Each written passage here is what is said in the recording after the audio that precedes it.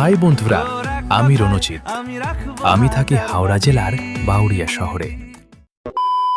আজকে তোমাদের জন্য একটা মজার চ্যালেঞ্জ নিয়ে এসেছি। ভিডিওটা একটু বড় হতে পারে, তাই সবাই শেষ পর্যন্ত দেখো। এবার ভালো করে শুনো।